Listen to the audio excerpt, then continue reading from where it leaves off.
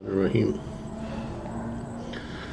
لا الہ الا اللہ وحدہ لا شریک لہ احد الصمد لم یلد ولم یولد ولم یکن لہ کفوا احد اللہم صلی علی سیدنا محمد وعلی آل سیدنا محمد وبارک وسلم وصلی علی جمیع الانبیاء والمرسلین۔ السلام علیکم ورحمۃ اللہ وبرکاتہ۔ شرح صحیح بخاری کتاب التہجد چیپٹر 14 الدعاء والصلاة من آخر اللیل، کہ رات کے آخری حصے میں دعا اور نماز کا بیان۔ سورہ الذاریات میں اللہ سبحانہ وتعالیٰ کا فرمانا ہے کانوا قلیلا من اللیل ما یہجعون، اور آگے ہے وبالاسحار هم یستغفرون، کہ رات میں بہت کم سوتے اور سحر کے وقت استغفار کرتے تھے۔ سورہ ذاریات آیت نمبر 17 اور 18۔ یہ ترجمۃ الباب میں اور اسی کو ریلیٹ کیا ہے امام بخاری نے اس باب کے ٹائٹل کے ساتھ اور بعد میں آنے والی حدیث کے ساتھ۔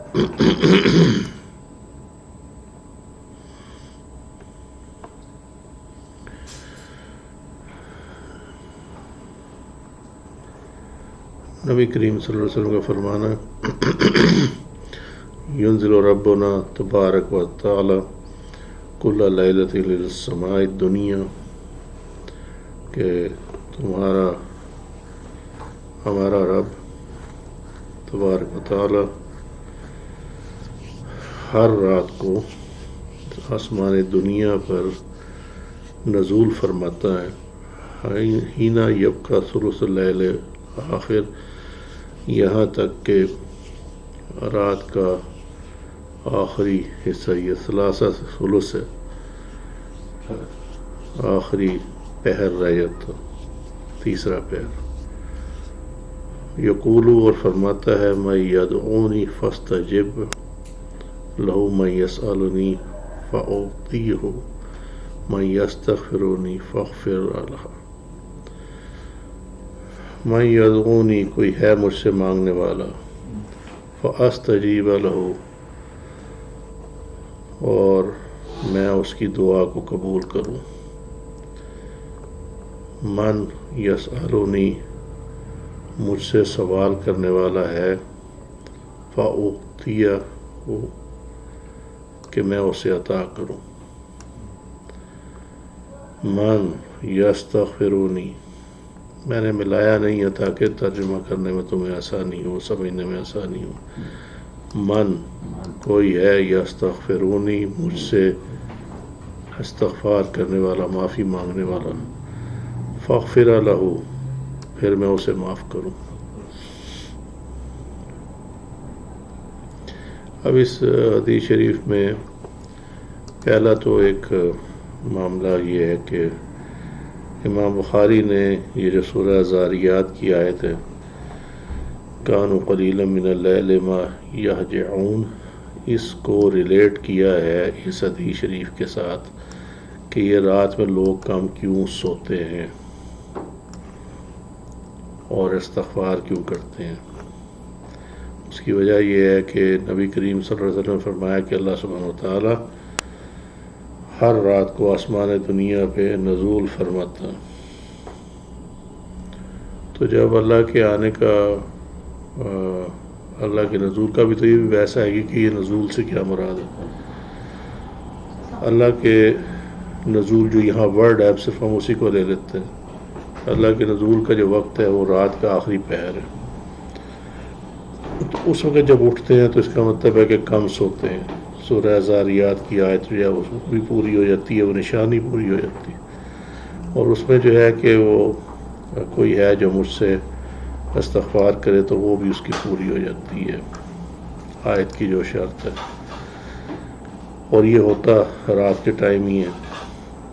اس لیے یہ نشانی ہے کچھ خاص لوگوں کی، اور رات کا جو آخری پہر ہے وہ اسی لیے چوز کیا جاتا ہے کہ اس ٹائم اس حدیث شریف کے مطابق اللہ سبحانہ و تعالیٰ کا نزول الی سماء دنیا، یعنی دنیا کے آسمان دنیا جو ہمیں نظر آ رہا ہے، یہ بلو والا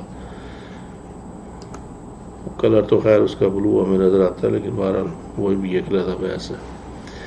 اب معاملہ اس میں یہ ہے کہ یہ تو ہوگی اس وقت کی فضیلت، اور اس ٹائم پہ تہجد کیوں پڑھی جاتی ہے وہ وجہ سامنے آ گئی، اور اس ٹائم پہ استغفار کیوں کیا جاتا ہے یہ وجہ سامنے آ گئی۔ اس ٹائم پہ جو دعا کی جاتی ہے وہ قبولیت کا درجہ رکھتی ہے، اللہ تعالیٰ کا فرمان ہے۔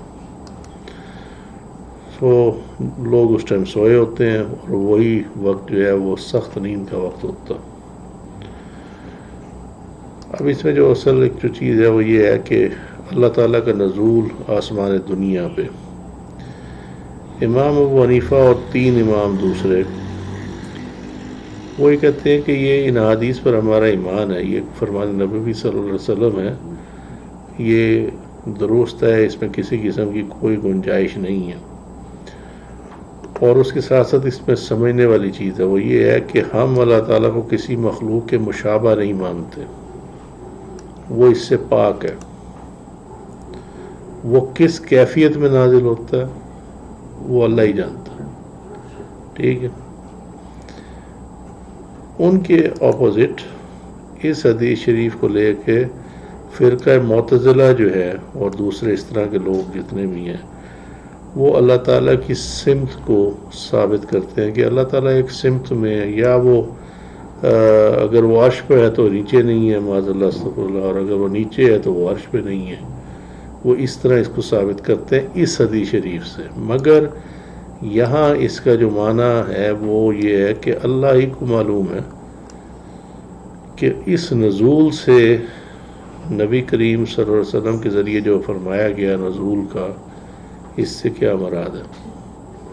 جو ایک عام تعبیر کی جاتی ہے وہ اس کی یہ کی جاتی ہے کہ اس نزول سے مراد یہ ہے کہ اللہ تعالیٰ متوجہ ہوتا، یا یہ کہ اس کا حکم نازل ہوتا ہے، یا یہ کہ فرشتے جو ہیں وہ نازل ہوتے ہیں جو اس کے حکم کے تحت ہیں۔ لیکن یہ ان معاملات میں سے ہے کہ جن کا علم اللہ سبحانہ و تعالیٰ کو ہی ہے۔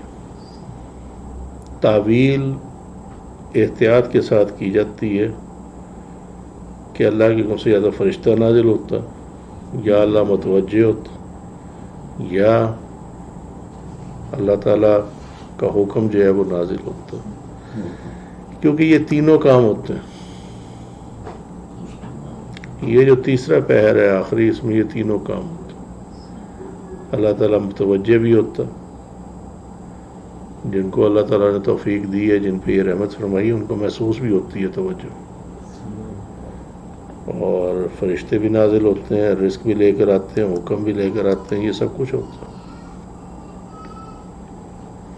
چیپٹر 15 من نام اول اللیل و احیا آخری، کہ جو رات کے شروع میں سویا اور آخری حصے میں جاگا۔ یہ تعلیق ہے سلمان فارسی نے ابو درداء رضی اللہ عنہ سے فرمایا کہ شروع رات میں سو جا اور آخر رات میں عبادت کر۔ وقال سلیمان لأبی درداء رضی اللہ عنہ، نبی کریم صلی اللہ علیہ وسلم نے یہ سن کر فرمایا تھا کہ سلمان نے بالکل سچ کہا۔ اب یہ وہ آ رہا ہے کہ کب سونا چاہیے اور کب جاگنا چاہیے، یہ اس میں ہے۔ اس کی تعلیق آئے گی، یہ اس کی اصل آئے گی 1968 نمبر حدیث میں، صحیح بخاری کی حدیث نمبر 1146۔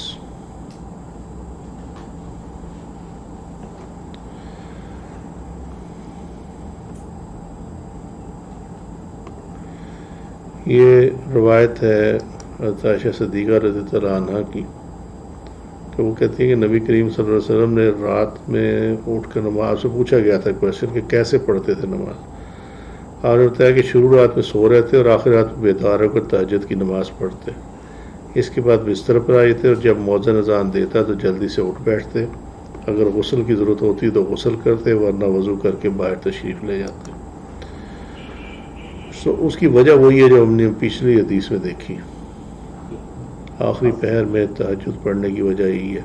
لیکن چونکہ امت کو بار نہ بنے تو آپ صلی اللہ علیہ وسلم نے رات کے ہر حصے میں تہجد ادا کی ہوئی ہے، تاکہ ایک سنت جو ہے وہ اس کا ثبوت ہو جائے، اور جس کے لیے جو سہولت ہے اس کے مطابق کر لیں۔ لیکن افضل جو ہے یہ فجر کے قریب ہے۔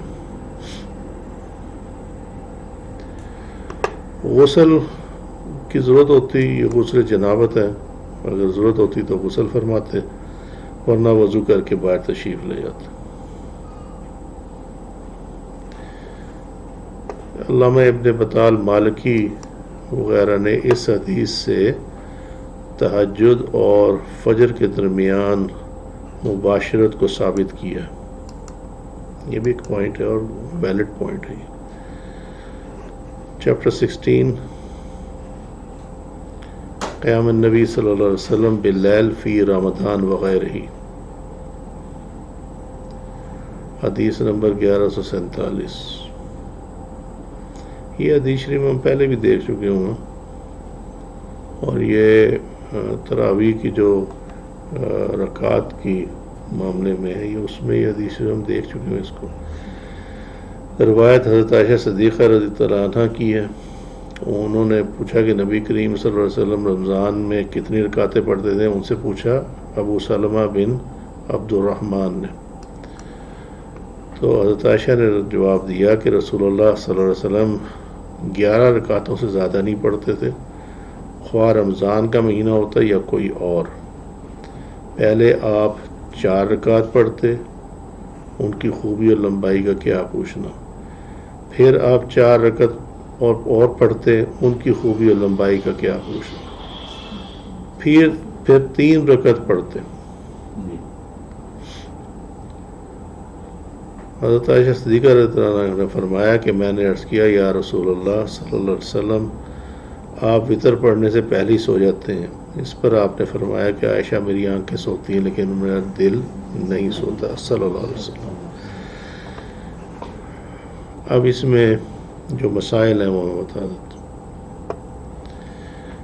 ہوں۔ رات کے جو نوافل ہیں اس کے بارے میں صحیح حدیث مسلم میں بھی ہے اور دوسری کتب میں بھی ہے کہ رات کی جو نفل کی رکعت ہیں وہ 2 ہیں، یعنی 2 کر کے پڑھی جائے، ٹھیک ہے۔ اس حدیث شریف میں 4 رکعت کا ذکر ہے، ٹھیک ہے۔ امام ابو حنیفہ اور آپ کے جو اصحاب ہیں وہ یہ کہتے ہیں، وہ پریفر کرتے ہیں، اور یہی سلسلہ چشت میں بھی ہے کہ پریفر کیا جاتا ہے کہ 4 کر کے تہجد کی رکعتیں پڑھی جائیں۔ اس میں اور وہ جو نبی کریم صلی اللہ علیہ وسلم کا فرمان مبارک ہے کہ رات کی نفل نماز 2 رکعت ہیں، اس میں جو تطبیق ہے، کمپیٹیبلٹی ہے، وہ اسی طریقے سے ہے جس طرح تمہیں سنت غیر موقدہ کا طریقہ سمجھایا ہوا، کہ آپ نیت 4 کی کریں گے، 2 رکعت میں جب آپ قعدہ میں بیٹھیں گے تو آپ جس طرح ہم دوسرے میں کرتے ہیں موقدہ میں اس طرح نہیں اٹھیں گے، بلکہ التحیات، ٹھیک ہے،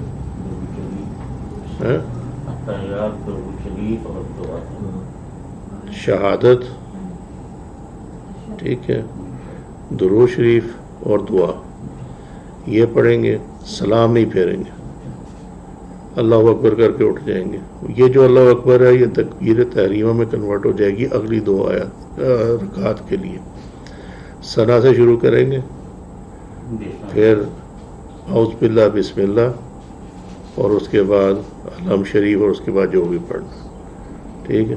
اس طرح 4 رکعت جو ہے، جب چوتھی میں پہنچیں گے تو پھر آخر میں پڑھ کے اور سلام پھیر دیں گے جس طرح نارمل ہم نماز میں کرتے ہیں۔ تو وہ جو قول مبارک ہے کہ رات کی نماز 2 نفل ہے وہ بھی پورا ہو جائے گا، اور جو اس حدیث شریف میں ہے 4 رکعت وہ بھی پورا ہو جائے گا، اور ساتھ ہی اس میں تھوڑا بہت ٹائم بھی بچ جائے گا، تھوڑا بہت، زیادہ تو نہیں، تھوڑا سا ٹائم بچے گا. ٹھیک ہے، تو ایک تو وہ مسئلہ اس حدیث شریف سے حل ہو جاتا. دوسرے، اس حدیث سے یہ غیر مقلدین جو ہیں، اہل حدیث اینڈ کمپنی، یہ دو مسائل لیتے ہیں اس سے. ایک یہ کہ وہ کہتے ہیں، فرمایا گیا کہ 11 رکعت سے زیادہ نہیں پڑھتے تھے، چاہے رمضان ہو یا نہ ہو. تو اس سے دو مسائل ہو کیا لیتے ہیں. پہلی کہ تراویح کی جو تعداد ہے رکعت کی وہ 8 ہے، جس طرح اس میں 4 اور 4. ٹھیک ہے، ایک وہ مسئلہ اس سے اخذ یہ کرتے ہیں. دوسرا وہ اس سے اخذ یہ کرتے ہیں کہ آپ یا تو تراویح پڑھیں گے یا آپ تہجد پڑھیں گے، لہذا رمضان میں جب آپ نے تراویح پڑھ لی تو پھر تہجد نہیں ہے. اس سے یہ دو مسائل وہ لیتے ہیں. حنفی میں یہ نہیں ہے، یہ اہل حدیث کے یہاں ہے. ٹھیک ہے، ہمارے یہاں پھر اس کے بعد وہ یہ جو 3 رکعتیں ہیں، جو فقہ حنفی میں 3 وتر پڑھے جاتے ہیں، وہ اس سے ثابت ہو گئے اس حدیث شریف سے. لیکن وہ 3 رکعت وتر کو اہل حدیث اینڈ کمپنی بیان اس طرح کرتی ہے کہ یہ 3 تو ہوں گے، لیکن 2 علیحدہ پڑھی جائیں گی رکعت، اور 1 وتر جو ہے وہ علیحدہ پڑھی جائے گی، کیونکہ دوسری صحیح حدیث بھی موجود ہے. مگر فقہ حنفی میں یہ نہیں ہے. کہتے ہیں 3 رکعت کا ہے، سیدھا سیدھا وہ جو ایک آخری رکعت ہے 3 میں سے ایک جو ہے وہ ملا کر پڑھی جائے گی، علیحدہ نہیں پڑھی جائے گی. اور یہ حدیث شریف اس کا ثبوت ہے. ٹھیک ہو گئی بات، 3 رکعت پڑھ لی، اس میں کہیں ذکر نہیں ہے کہ علیحدہ پڑھے گی، 1 وتر علیحدہ پڑھا گیا. وہ 1 وتر کی جو جہاں پہ بھی تکرار ہے حدیث کے اندر، وہ اس اینگل سے ہے کہ جب آپ 2 رکعت کے ساتھ 1 کو ملائیں گے تو یہ طاق بن جائے گی. اس لیے وہ جو وتر ہے اس کو 1 قرار دیا گیا ہے، لیکن پڑھنے کا جو طریقہ ہے اس کا یہ ہے کہ آپ اس کو 1 کر کے نہیں پڑھیں گے، کیونکہ دم کٹی نماز پڑھنے سے منع فرمایا گیا. حضرت ابن مسعود رضی اللہ تعالیٰ عنہ، ان کا بیان ہے کہ 1 وتر نماز نہیں ہے، آپ کو اس کے ساتھ 2 رکعت ملانی پڑے گی نفل. ٹھیک ہے، اور وہ اس طرح ملانی پڑیں گی کہ آپ اس کے ساتھ سلام نہیں پھیریں گے 2 کے بعد. وہ قاعدہ اولا کریں گے اور سلام نہیں پھیریں گے، اٹھیں گے، اور جس طرح آپ مغرب کی نماز پڑھ رہے ہیں نا، اس کو اسی پیٹرن پہ پڑھیں گے. مگر اس میں اور مغرب کی نماز میں 2 فرق ہیں. اور آج کل لوگ یہ بھی گمراہ کرتے ہیں نا کہ جی مغرب کی نماز کی طرح نہ پڑھو اس کو. مغرب میں اور وتر میں بڑے 2 آبویس فرق ہیں. نمبر 1 کہ مغرب کی نماز فرض نماز ہے. ٹھیک ہے، وتر فرض نہیں ہے. فقہ حنفی میں یہ واجب ہے، اور دوسرے جو فقہ ہیں ان کے اندر یہ سنت موقدہ ہے.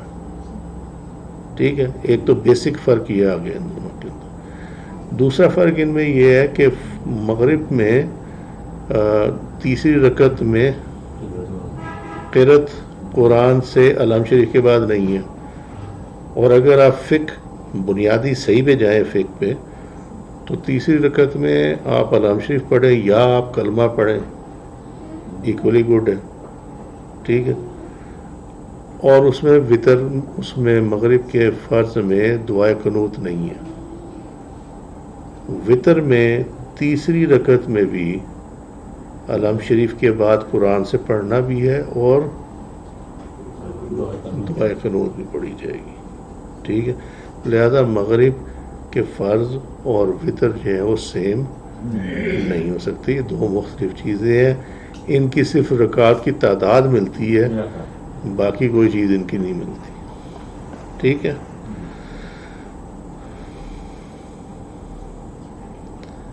اچھا اس کے بعد جہاں تک تعلق ہے وہ 8 رکعت کا، کہ تہجد اور وہ تراویح جو ہے، ٹھیک ہے، اس میں ہم ڈسکس کر چکے ہیں کہ فقہ حنفی میں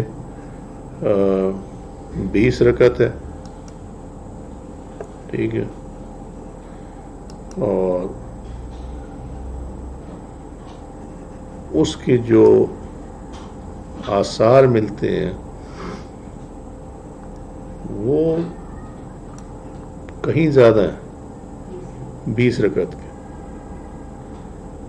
لہذا یہ جو اوپر حدیث شریف ہے نا، یہ والی، یہ پیورلی تہجد پہ اس کا اطلاق ہوگا. اس کا اطلاق تہجد پہ ہوگا. رمضان میں کتنی رکعتیں پڑھتے تھے؟ تہجد علیحدہ چیز ہے، تراویح علیحدہ چیز ہے، ٹھیک ہے. آج کل بڑے وہ ویڈیو آتی ہوتی ہے کہ جی انہوں نے چھپا کے رکھا ہوا ہے اس ساری سہولت کو، اور یہ سہولت ہے، اور آپ تہجد نہ پڑھیں، آپ تراویح پڑھیں اور سو جائیں، اس کے بعد ٹائم کتنا ہے، اور یہ ہے اور وہ ہے.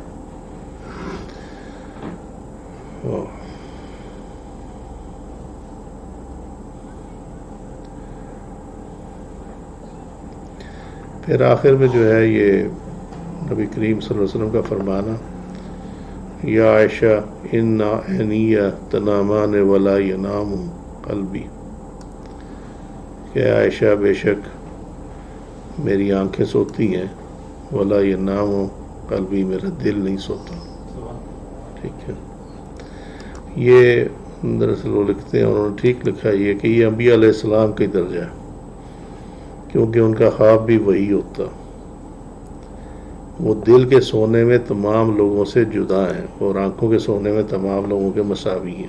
آنکھیں بند ہوتی ہیں، دل جاگ رہا ہوتا ہے، اس وجہ سے جاگ رہا ہوتا ہے کہ اس پہ وہی نازل ہونی ہوتی ہے. ٹھیک ہے، اس کا ثبوت جو ہے وہ یہ ہے، سورہ الصافات کی آیت نمبر 102. یہ سورہ یاسین کے بعد والی سورہ ہے، 37واں سورہ الصافات، آیت نمبر 102. قال یا بنی انی ارا فی المنام انی اذبحک، ہے میرے بیٹے میں نے خواب میں دیکھا کہ میں تجھے ذبح کرتا ہوں. یہ حضرت اسماعیل علیہ السلام، حضرت ابراہیم علیہ السلام کے.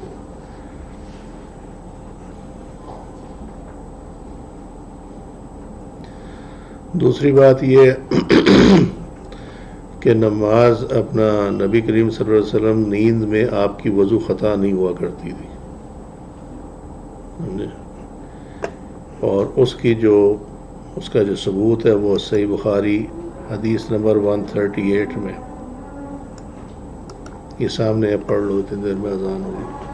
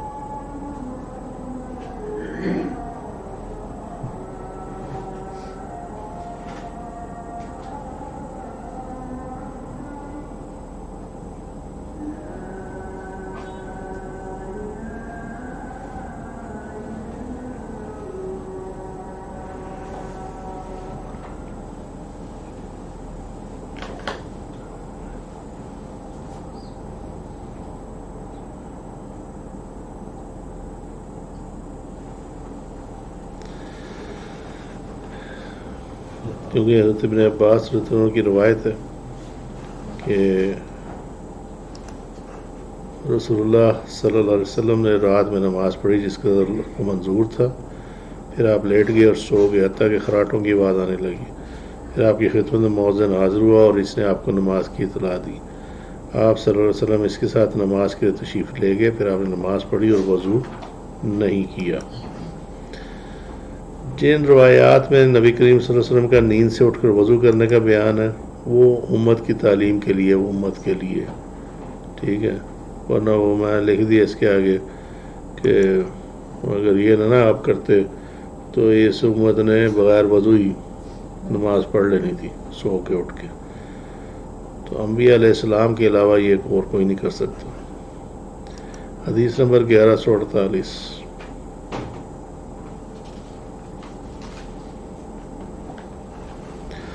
یہ آپ صلی اللہ علیہ وسلم کا فعل بیان ہو رہا ہے، اس کے اندر روایت حضرت عائشہ صدیقہ رضی اللہ عنہ کی، انہوں نے بتایا کہ نبی کریم صلی اللہ علیہ وسلم کو رات کی کسی نماز میں بیٹھ کر قرآن پڑھتے نہیں دیکھا، یعنی آپ قیام جو کرتے تھے وہ آپ کھڑے ہو کر کرتے تھے، یہاں تک کہ آپ صلی اللہ علیہ وسلم ایجڈ ہو گئے، بوڑھے ہو گئے تو بیٹھ کر قرآن پڑھتے تھے، یعنی جب کھڑا ہونا آپ کے لیے نہیں تھا تو پھر آپ بیٹھ کر پڑھ لیتے، لیکن جب 30-40 آیتیں رہ جاتی تو کھڑے ہو جاتے، پھر اس کو پڑھ کر رکوع کرتے تھے۔ یہ ہم پہلے ڈسکس کر چکے ہیں، یہ 1118 میں یہ ہو چکا ہوں۔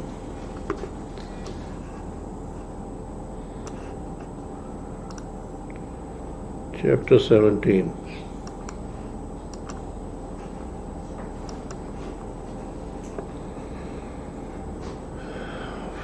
فضل الطہور باللیل والنہار وفضل الصلاة بعد الوضوء باللیل والنہار،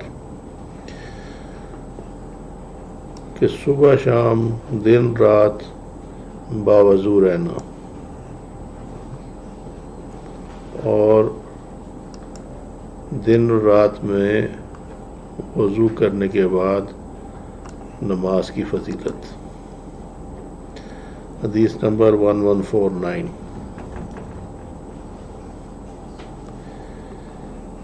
روایت حضرت ابو ہریرہ رضی اللہ عنہ کی، نبی کریم صلی اللہ علیہ وسلم کا قول مبارک ہے کہ آپ نے حضرت بلال حبشی رضی اللہ عنہ سے فجر کے وقت پوچھا کہ اے بلال، مجھے اپنا سب سے زیادہ امید والا نیک کام بتاؤ جسے تم نے اسلام لانے کے بعد کیا ہے، کیونکہ میں نے جنت میں اپنے آگے تمہارے جوتوں کی چاپ سنی ہے۔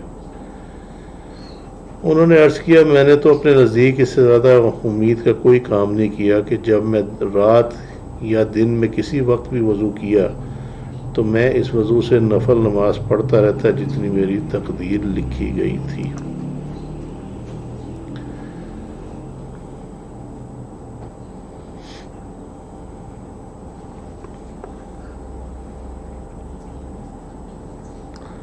فَإِنِّي سَمِعْتُ دَفْعًا عَلَيْكَ بَيْنَ يَدَيَّ فِي الْجَنَّةِ۔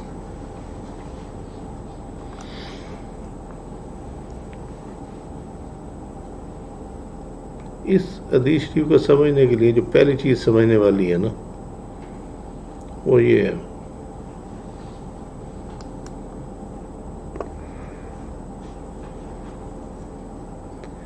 تتاخر طہورا فی الساعات، یہ لیل او نہار، صلیت بذلک الطہور ما کتب لی ان اصلی۔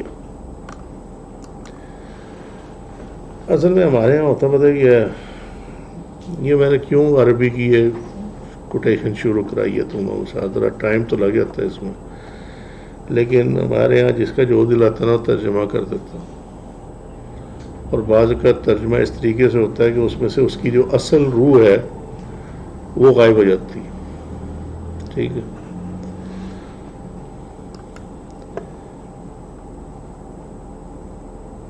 لم اتطہر طہورا فی الساعات لیل اور نہار، کہتے ہیں کہ میں نے رات اور دن میں جب بھی کبھی وضو کیا صلی تو میں نے اللہ اور لم کو یہاں سے نکال دیا اس بات میں سے. اس کی وجہ یہ ہے کہ میں نے ذرا ایکسپلین کرنا تو گرامیٹکلی وہ آ رہا ہے نا. تو لم کا تعلق تھا اللہ کے ساتھ تو وہ میں نے نکال دیا اس میں سے. فکرہ وہی بن گیا جو تھا. ٹھیک ہے. وہ کہتے ہیں کہ رات اور دن میں میں نے جب بھی کبھی وضو کیا میں نے اس کے ساتھ نفل پڑھے. بس یہ اتنا ہے. ٹھیک ہے. اگر ہم سے پوچھو نا تو اس کی جو شرح بنتی ہے وہ بنتی ہے اس حدیث قدسی کے ساتھ کہ میرا بندہ نوافل کے ذریعے میرے قریب ہو جاتا. بس سمجھ. اب اس میں ایک اور حدیث شریف ہے جو الحمدللہ مجھے یہاں بیٹھے بیٹھے یاد آئی. وہ یہ ہے کہ آپ صلی اللہ علیہ وسلم نے فرمایا کہ وضو کرنے کے بعد سب سے بہترین کام نماز ادا کرنا. کوئی بھی ہو, نفل ہو, سنت ہو, فرض ہو. ٹھیک ہے. سب سے بہترین کام یعنی آپ وضو کریں, آپ ادھر ادھر ہو کام نہ کریں, آپ جا کر جو ہے وہ نماز پڑھیں. ٹھیک ہے. اگر کوئی ایسی نماز ہے جس طرح یہ مغرب کی نماز ہے کہ اس کے شروع میں نارملی اب کوئی وہ نوافل نہیں پڑھے جاتے تو فرض پڑھ لیں. کہ جس نماز کے شروع میں سنت ہے آپ سنت پڑھ لیں. ٹھیک ہے.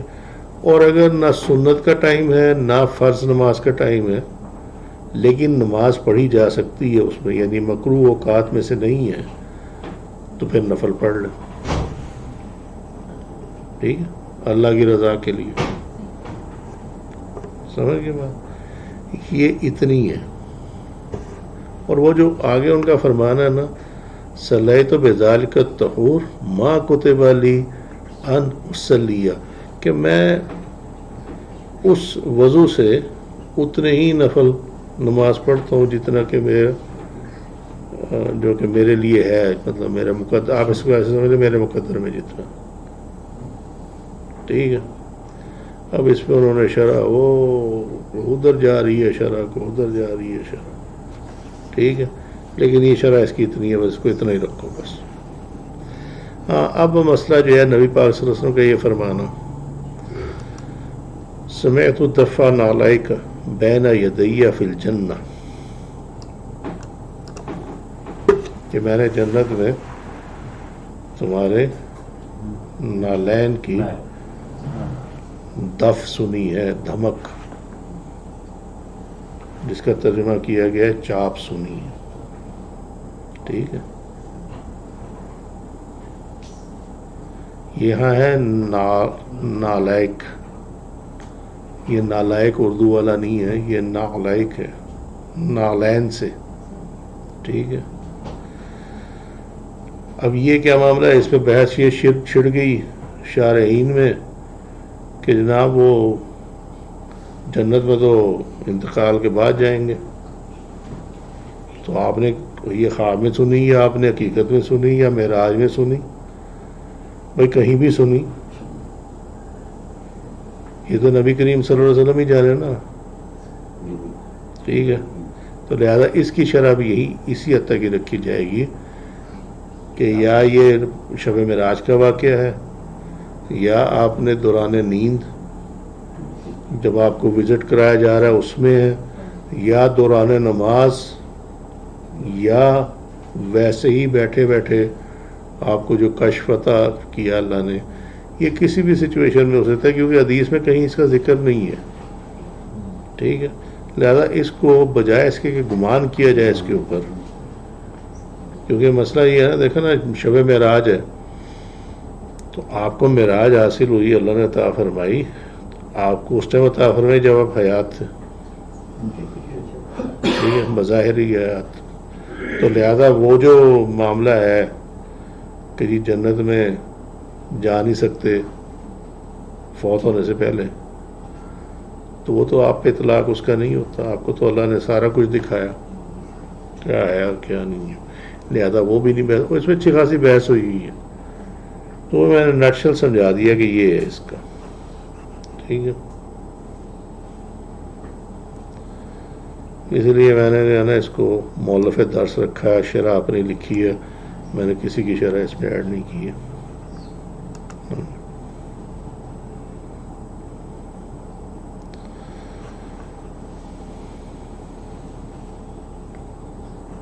ایک انہوں نے یہ بس جو دی تھی وہ میں نے ایڈ کر دی اس میں. یہ میں نے لکھ دیا کہ اللہ صرف ایسے کہ سفر معراج میں ہے یا خواب نبی میں ہے، دونوں حق ہیں. تو لہذا اس میں حضرت بلال رضی اللہ عنہ کی فضیلت اور نفلی عبادت کی فضیلت جو ہے وہ نبی کریم صلی اللہ علیہ وسلم نے بیان کی ہوئی ہے اس کے اندر. ٹھیک ہے، ٹھیک ہے یا نہیں ٹھیک ہے؟ اگر پھر بھی کسی کو اتفاق نہیں ہے تو وہ جا کے جنہوں نے شرح لکھی ہوگی پڑھ لے کتاب. یہ ایک انہوں نے لکھی ہوئی ہے اپنا غلام مسعود سعیدی صاحب نے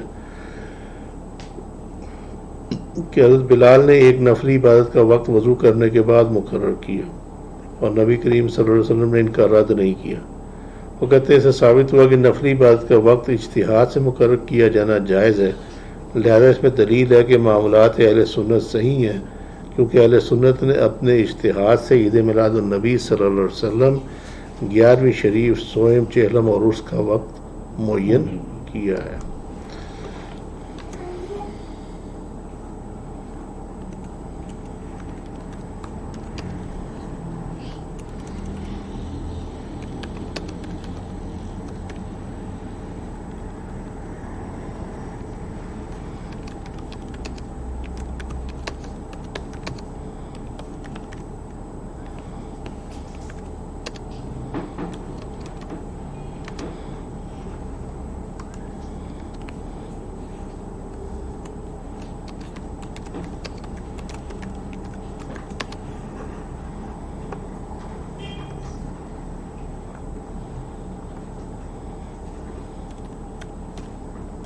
چلو ٹھیک ہے. چیپٹر 18 ما یکرہ فی التشدید فی العبادہ.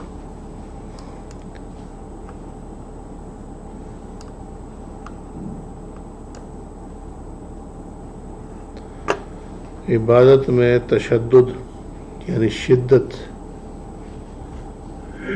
مکروہ ہے.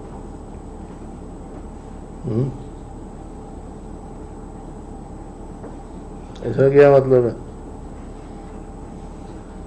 طویل لمبی قیام زیادہ طویل کرنا عام آدمی. حدیث نمبر 1150 روایت حضرت انس بن مالک رضی اللہ عنہ کی.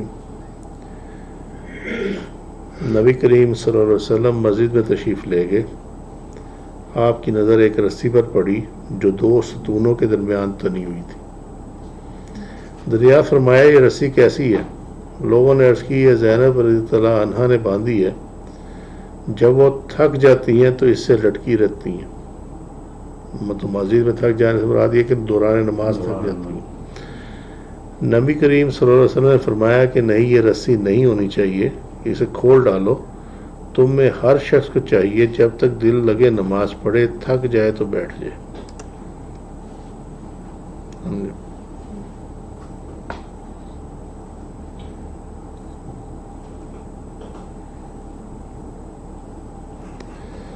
یہ معاملہ کیا ہے؟ یہ معاملہ یہ ہے کہ اگر آپ کھڑے ہو کے مطلب نفل ہے نا، نفل نماز ہے، کیونکہ فرض تو اتنی طویل نہیں ہوتی. نفل نماز جب آپ اکیلے پڑھ رہے ہیں تو نبی کریم صلی اللہ علیہ وسلم کو فرمان مبارک ہے کہ جب اکیلے نماز پڑھے تو جتنی چاہے طویل نماز پڑھے. ٹھیک ہے. فرض میں آپ نے فرمایا ہوا کہ اس کو ہلکا رکھو کیونکہ پیچھے بوڑھے بچے بیمار سارے موجود ہیں. ٹھیک ہے. اور جب اکیلے نماز پڑھو تو پھر جتنا چاہے لمبا قیام کر لو، وہ مرضی ہے بندے کی. ٹھیک ہے. تو اس میں اب یہ فردر ہے ریلیکسیشن کہ اتنا بھی اس کو طویل نہ کرو جب اکیلے پڑھ رہے ہو کہ تم سے کھڑا ہی نہ ہوا جائے. سمجھے؟ اب سمجھیے بات، اگر کھڑے ہو سکتے ہو تو ٹھیک ہے، لیکن اس لمٹ پہ نہ جاؤ، اس حد تک نہ جاؤ کہ جہاں تم سے کھڑا بھی نہ ہوا جائے اور تم کہے نہیں میں نے پھر بھی جو ہے نا یہ اس طرح کرنا ہے، تو یہ ہے وہ شدت پسند، ٹھیک، اس سے منع فرما۔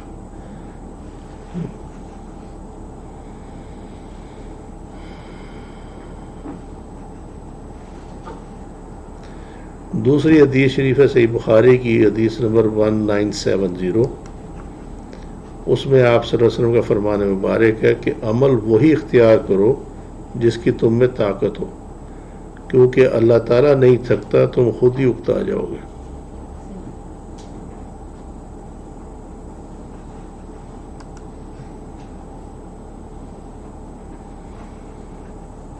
تہجد کے حوالے سے اس میں ریلیونس یہ ہے کہ تہجد میں بھی قیام اس حد تک کرو کہ جس سمے تم اکتا نہ جاؤ، سمجھے نا؟ حدیث نمبر 1151،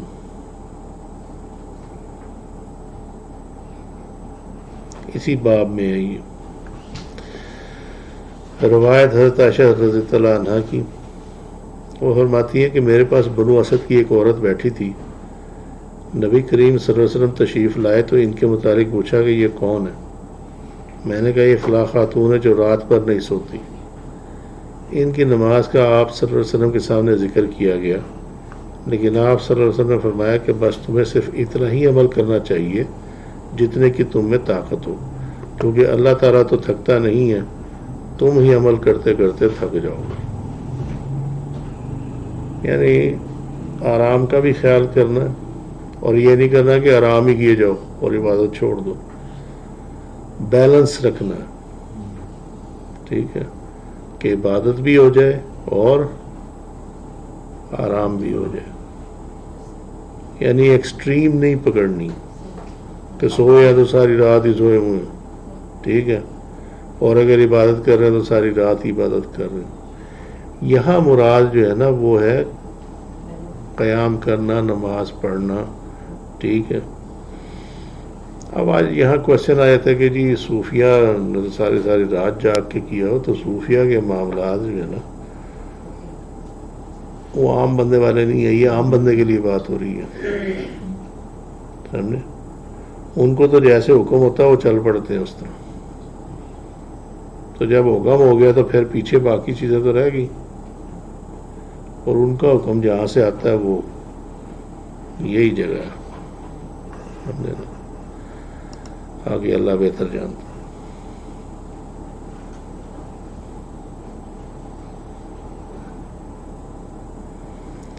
چیپٹر 19،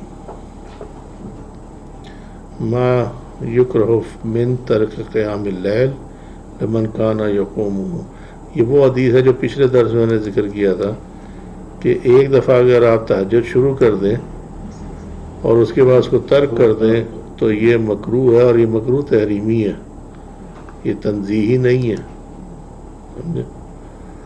حدیث نمبر 1152،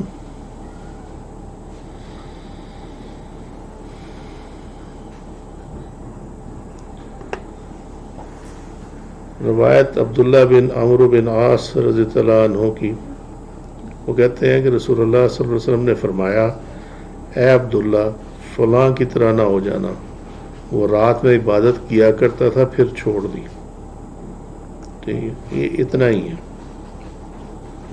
باقی آگے وہ اور سند ایشو ہوئی ہے آگے،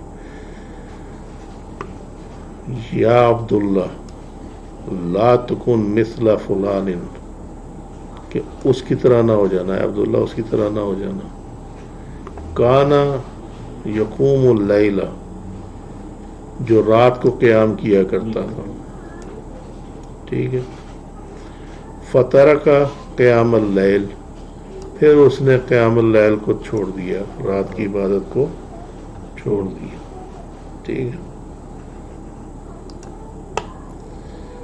اب یہ اس لیے ہے کہ سورہ الحدید 57واں سورہ آیت نمبر 27. یہ یاد ہے بدعت میں ہم نے اس آیت کو کوٹ کیا ہوا. وَرَهْبَانِيَّةً ابْتَغَوْهَا مَا كَتَبْنَاهَا عَلَيْهِمْ إِلَّا ابْتِغَاءَ رِضْوَانِ اللَّهِ فَمَا رَعَوْهَا حَقَّ رِعَایَتِهَا. کہ اور رہبانیت، ٹھیک ہے، تو یہ بدعت انہوں نے خود شروع کی تھی. ما کتبناها علیہم، ہم نے تو ان پہ یہ فرض نہیں کی تھی، ٹھیک ہے. الا ابتغاء رضوان اللہ، اور اس سے وہ اللہ کی رضا چاہتے تھے، ٹھیک ہے.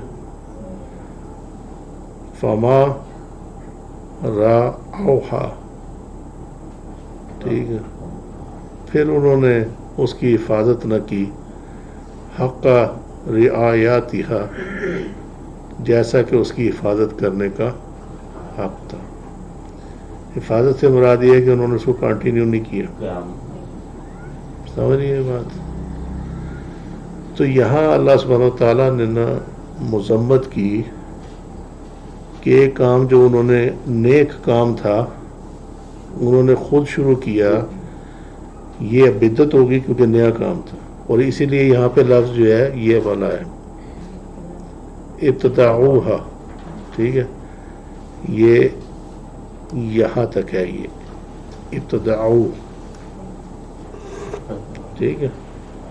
یہ بدعت انہوں نے نئی چیز جو ہے کہ انہوں نے خود شروع کی تھی، ہم نے اس میں فرض نہیں کی تھی، لیکن اب انہوں نے شروع کر دی. اور اس میں نئی چیز شروع کرنے میں ان کی جو منشا تھی وہ اللہ کی رضا حاصل کرنا تھا.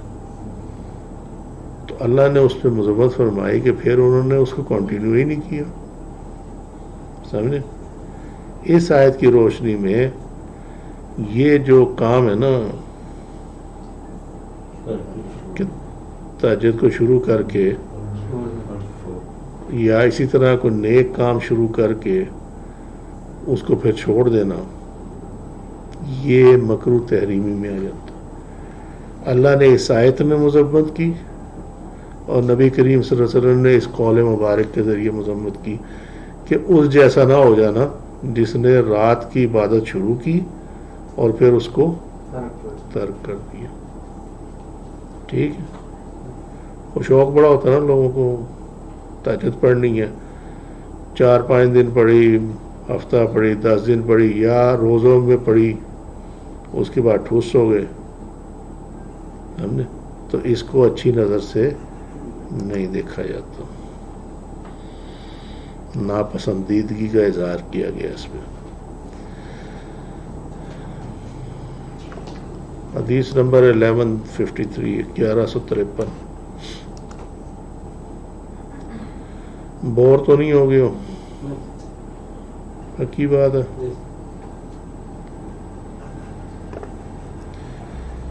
یہ روایت بھی حضرت عبداللہ بن عمرو بن عاص رضی اللہ عنہ کی ہے.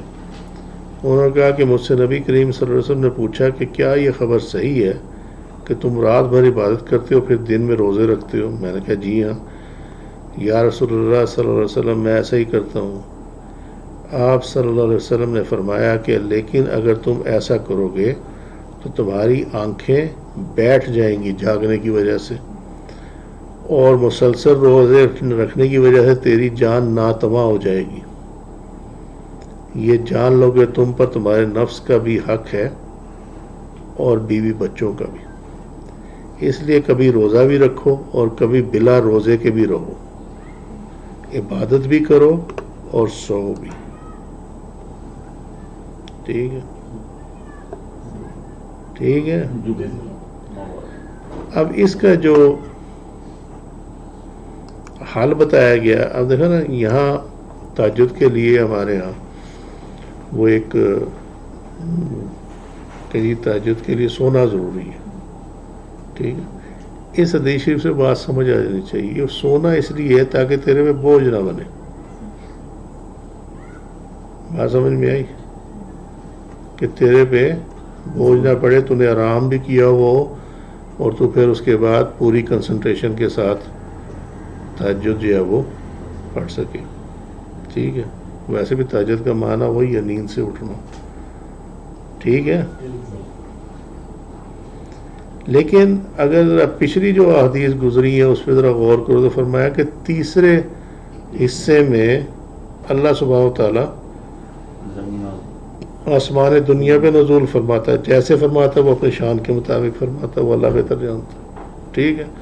اس میں یہ کہیں نہیں ہے کہ سو کے اٹھے گا تو نزول ہوگا. سمجھے؟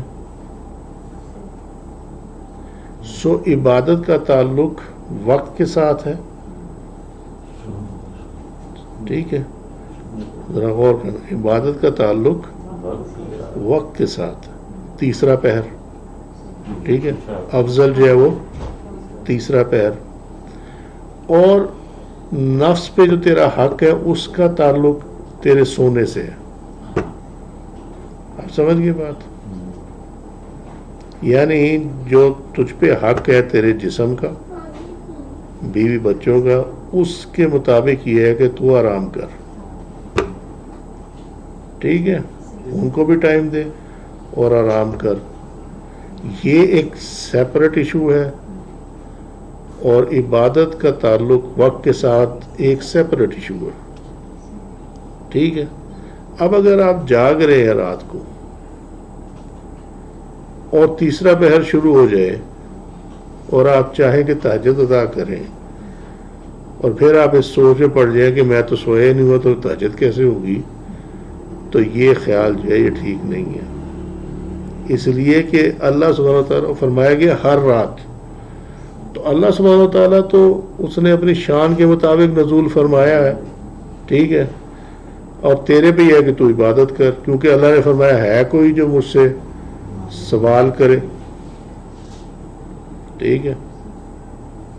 مجھ سے دعا کرے، کوئی سوال کرے یا مجھ سے کوئی معافی مانگے. ٹھیک ہوگی بات؟ تو لہذا اس میں یہ نہیں ہے کہ سویا ہے تو مجھ سے معافی مانگ لے. ٹھیک ہے. سویا ہے تو مجھ سے دعا کر لے اٹھ کے، اور سویا ہے تو مجھ سے سوال کر لے. اس میں یہ نہیں ہے. اس لیے اگر تہجد کا ٹائم ہو جائے اور آپ سوئے نہ بھی ہوں تو آپ تہجد ادا کر لیں. اب کلیئر ہوگی بات؟ ٹھیک ہے. تہجد کی نماز کی ویلیڈیٹی سونے سے نہیں ہے، بلکہ سونے کا تعلق جو ہے وہ اس چیز سے ہے کہ اعتدال اختیار کرو. مستحب یہ ہے. یہ اب آ گیا استحباب میں کہ پسندیدہ فعل یہ ہے سوری پسندیدہ فعل یہ ہے کہ اب شروع میں سو جاؤ اور بعد میں اٹھ کے جو ہے پھر تہجد ادا کرو. پسندیدہ فعل یہ ہے. لیکن اگر آپ کسی وجہ سے جاگ رہے ہیں تو پھر یہ نہیں فرمایا کہ پھر تو تہجد نہیں پڑھ سکتا.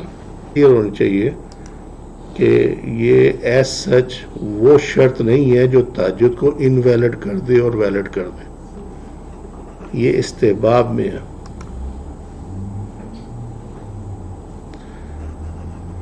چیپٹر 21.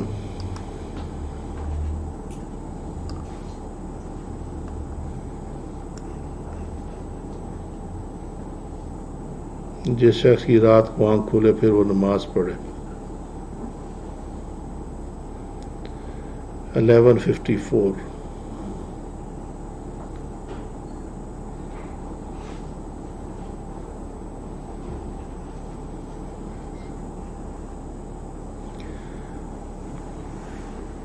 آپ صلی اللہ علیہ وسلم نے فرمایا کہ جو شخص رات کو بیدار ہو کر یہ دعا پڑھے، لا الہ الا اللہ وحدہ لا شریک لہ لہ الملک ولہ الحمد وہو علی کل شیء قدیر، الحمدللہ وسبحان اللہ ولا الہ الا اللہ واللہ اکبر ولا حول ولا قوۃ الا باللہ العظیم نہیں ہے اس کے آگے.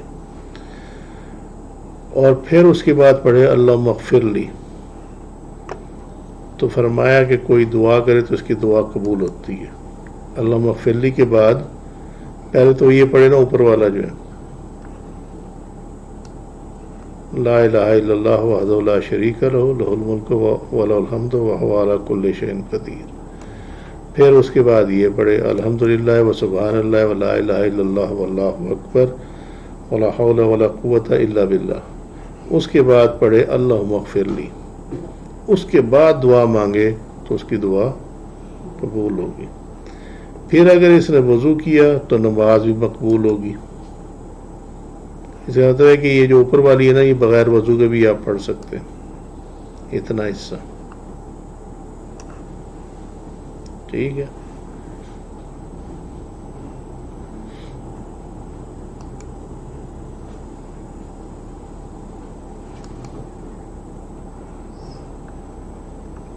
تو اس حدیث شریف میں بندگان خدا کے لیے وعدہ ہے کہ اگر وہ یہ کریں گے اٹھتے ساتھ ہی دعا مانگیں گے تو دعا قبول ہوگی.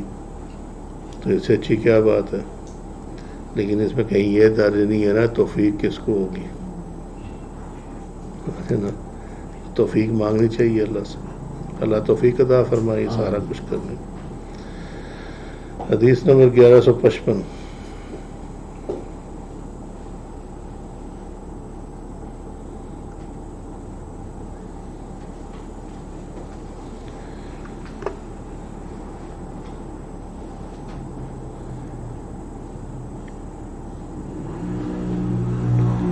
یہ بیان ہے حضرت ابو ہریرہ رضی اللہ عنہ کا کہ وہ اپنے وعد میں رسول اللہ صلی اللہ علیہ وسلم کا ذکر کر رہے تھے اور انہوں نے فرمایا کہ تمہارے بھائی نے یہ کوئی غلط بات نہیں کی, یہ معاملہ ہے کیا؟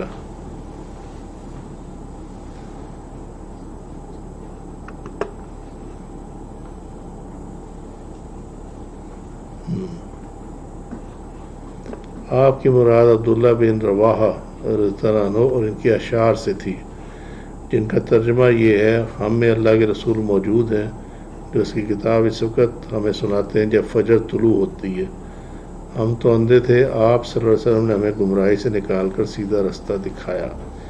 ان کی باتیں اسی قدر یقینی ہیں جو ہمارے دلوں کے اندر جا کر بیٹھ جاتی ہیں اور جو کچھ آپ نے فرمایا وہ ضرور واقع ہوگا. آپ صلی اللہ علیہ وسلم رات بستر سے اپنے کو الگ کر کے گزارتے ہیں جبکہ مشرکوں سے ان کے بستر بوجھل ہو رہے ہوتے ہیں. یہ آگے ایک اور سند بیان ہوئی ہے اس میں. ایک تو اس میں جو بات ہے وہ یہ ہے کہ نعت شریف کی کہ نعت لکھنا جو ہے, اور اس میں اللہ کی رحمت سے وہ بھی تصدیق ہے جو میں تم لوگوں کو کہتا ہوں کہ یہ جو کچھ بھی پڑھتے ہیں نا نعت خواں, ان میں نعت اکثر میں نہیں پائی جاتی. نعت تو ہے نبی کریم صلی اللہ علیہ وسلم کی جو اللہ نے آپ کو صفات عطا فرمائی ہے ان کا ذکر, آپ کے اسوہ حسنہ کا ذکر, آپ کی اچھائیاں بیان کرنا. سرتپا اچھائی ہے الحمدللہ. وہ تھوڑی ہے وہ بھر دے یوں کر دے, روٹی کے ٹکڑے دے دے, بلا لے مدینہ بلا لو, ٹھیک ہے, جائیں گے مڑ واپس نہیں آئیں گے. یہ نعت شریف نہیں ہے, یہ اس کی تصدیق ہے. اس میں ایک تو نعت شریف کے لکھے جانے پڑھے جانے کی تصدیق ہے اس حدیث شریف میں. دوسرے اس بات کی بھی ہے کہ وہ دیکھو انہوں نے اشعار میں آپ صلی اللہ علیہ وسلم کی سنت بیان کی ہے, آپ کی صفت بیان کی ہے, ٹھیک ہے. یہی نعت شریف ہوتی ہے. بار بار کہتا ہوں وہ مناجات ہوتی ہیں.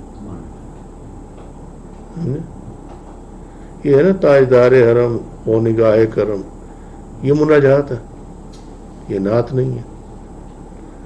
بردو جھولی میری یا محمد مناجات ہے, ٹھیک ہے. پھر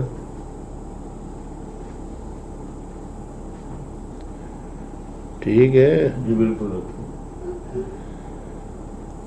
وہ نعت شریف ہے سب سے اعلیٰ اولا ہمارا نبی, یس وہ نعت شریف یہ اس طرح ہوتی ہے.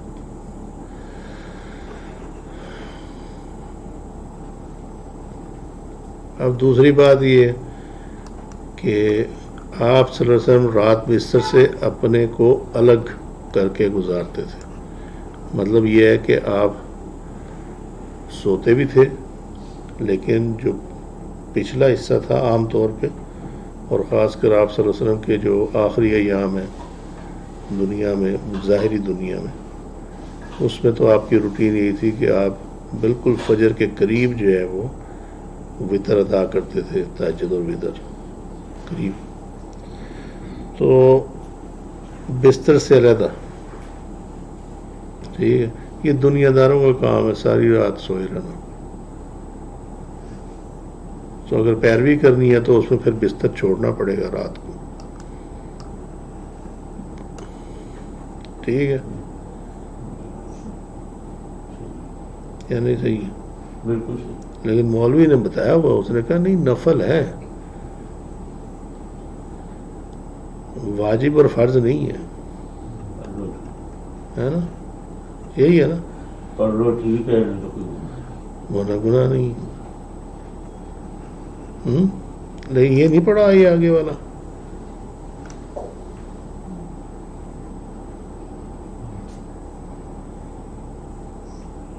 یہ نہیں بتاتے ہیں، یہ بتا دیں تو چھٹی ہو جائے نا. دیکھو یہ یہاں تو ذکر مشرکوں کا ہے، وہ جو کہ اللہ کے ساتھ جو ہے وہ جو دوسرے وہ تھے شریک بنا لیتے تھے. یہ تو شرک جلی والے ہیں نا، ٹھیک ہے نا. اب اگر ہمارے طور پہ اس کی اپلائی کرنی ہو نا تو وہ اپلائی ایسے ہوگی کہ اللہ کی طرف بھی اور ساتھ دنیا کی محبت بھی.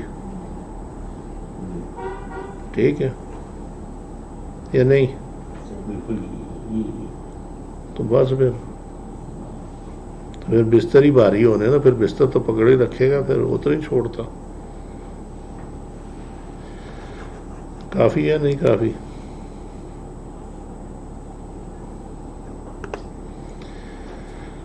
دوسری بات یہ ہے کہ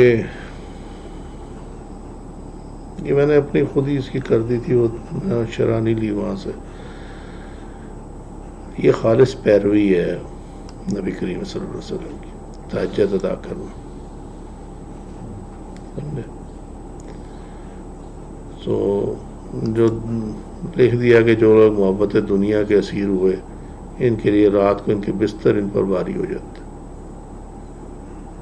اور تہجد اور رات کی عبادت کے لیے بیدار نہیں ہو پاتے، ان کے ذہنوں میں بھی نہیں ہوتا. سمجھے؟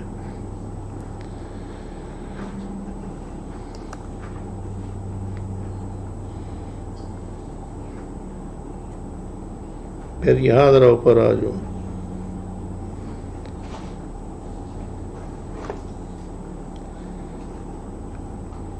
فجر طلوع ہوتے کے ٹائم پہ قرآن پڑھنا، نمبر 1.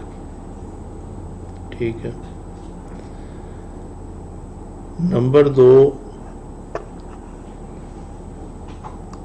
گمراہی سے نکال کر سیدھا راستہ دکھانا. ہر وہ شخص جو یہ چاہے کہ وہ مرشد ہو، یا اگر جینون مرشد دیکھنا ہو، ٹھیک ہے، اس میں اللہ کے فضل و کرم سے اور اس کے احسان سے تمہیں یہ چیز ملے گی. فجر کے وقت قرآن کی تلاوت، فجر کے قریب. ٹھیک ہے. نمبر 2، لوگوں کو سمجھائے گا، سکھائے گا. نمبر 3، بات لوگوں کے دل میں بیٹھ جائے گی. ٹھیک ہے.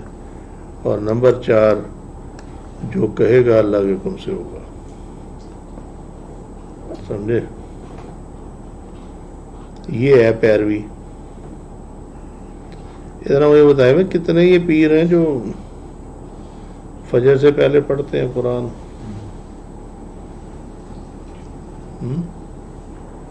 دو چیلے بٹھائے ہوئے ہوتے ہیں جو اردو پڑھتا رہے.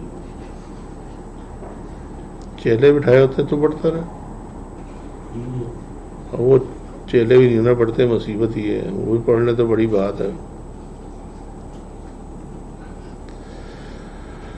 حدیث نمبر 1156 1156۔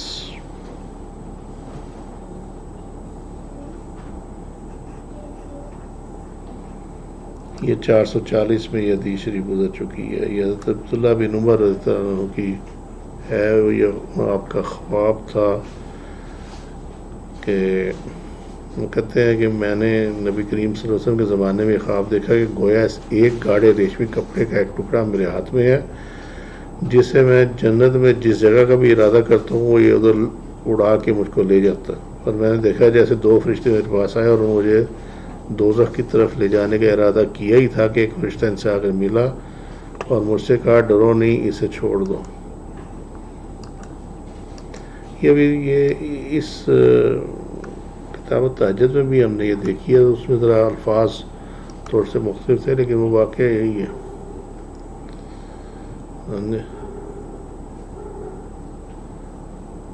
ہاں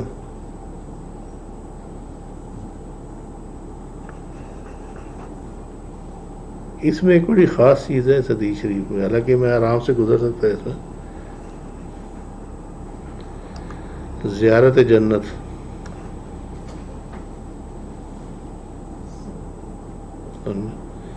اس سے یہ ثابت ہوتا ہے کہ خواب میں جنت کی زیارت ہو سکتی ہے اگر اللہ چاہے۔ نمبر 2 فرشتوں سے ملاقات ہو سکتی اگر اللہ چاہے۔ ٹھیک ہے۔ نمبر 3 جو مختلف حدیث میں ہے کہ اگر یہ ریگولر پڑھو گے یا اس سے کرو گے تو وہ فوت ہونے سے پہلے جنت میں اپنا گھر دیکھ لے گا۔ ٹھیک ہے، یہ اس کی تائید بھی ان سے ہی ہوتی ہے اس حدیث سے کہ یہ ممکن ہے کہ اللہ سبحانہ وتعالیٰ پہلے ہی زیارت کرا دے۔ اب یہ یہاں کیوں ہے؟ ٹھیک ہے، یہ فضیلت کے پیرائے میں ہے۔ امام بخاری نے اس سے یہاں یہ ثابت کرنے کی ہے کہ چونکہ حضرت ابن عمر رضی اللہ عنہ بھی تہجد ریگولر پڑھا کرتے تھے تو اس کی فضیلت ہے یہ کہ آپ کو یہ ساری جو ہے یہ چیزیں خواب میں آپ کو دکھائی گئیں۔ تو یہ ریلیونس فضیلت کے حوالے سے یہ 1157 جو ہے 1122 میں گزر چکی۔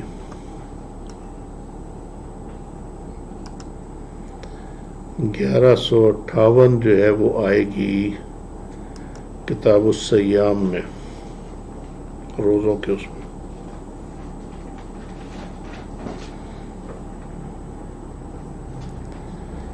یہ لیلۃ القدر سے متعلق حدیث شریف ہے، لہذا اس کو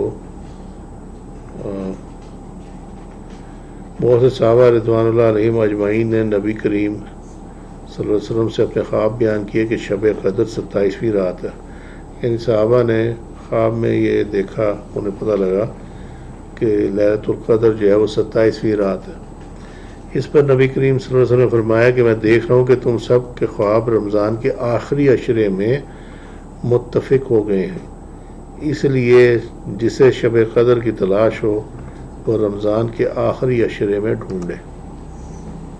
ٹھیک ہے، یہاں اس حدیث کا ہونا بھی وہی ہے جو ابھی پیچھے بیان کیا کہ جو تھے نا صحابہ کرام قیام اللیل والے، ان کو یہ زیارت خواب میں یہ ہوئی، ان کو یہ علم۔ اب اس سے یہ پتہ لگتا ہے کہ جب آپ اس طریق پہ چلیں نا، اس طریقے پہ چلیں تو اللہ سبحانہ وتعالیٰ آپ پہ وہ چیزیں بھی کھول دیتا ہے جو عام مسلمان پہ، عام انسان پہ وہ نہیں کھولتا۔ اس کا لب لباب یہ۔ چیپٹر 22 المداومۃ علی رکعۃ الفجر۔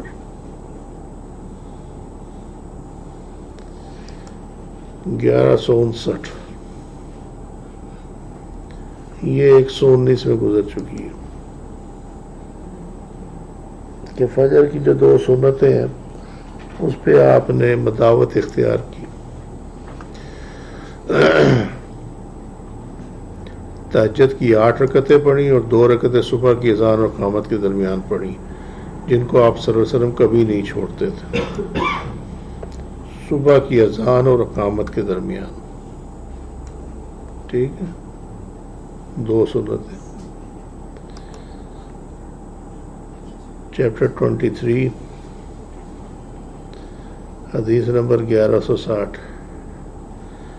نبی کریم صلی اللہ علیہ وسلم فجر کی 2 سنتیں پڑھنے کے بعد دائیں کروٹ پر لیٹ جاتے تھے، یعنی اگر سنت آپ نے جلدی پڑھ لی ہے اور ابھی فرض میں ٹائم ہے تو آپ لیٹ سکتے ہیں، ٹھیک ہے۔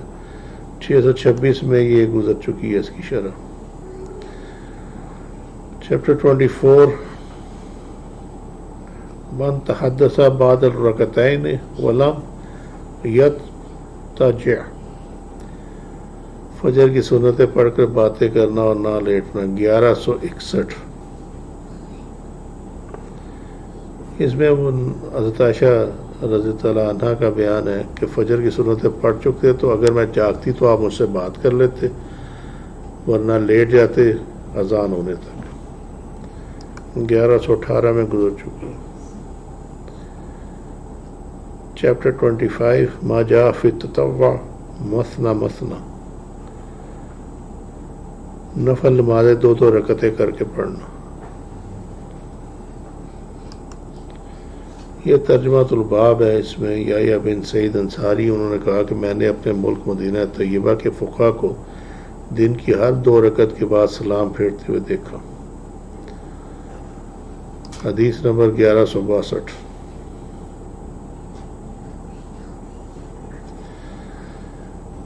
اور یہ ایسے ٹائم پہ حدیث شروع ہو رہی ہے کہ جب اگر ہم نے اس کو شروع کیا تو یہ نماز نکل جائے گی عصر کی، لیکن یہ حدیث شریف جو ہے یہ استخارہ سے متعلق ہے۔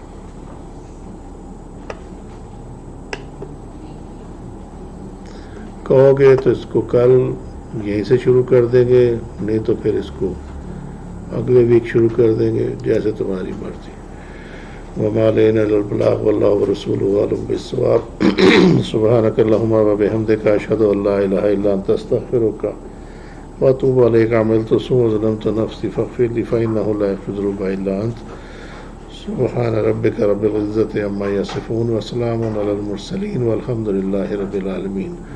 السلام علیکم ورحمۃ اللہ وبرکاتہ۔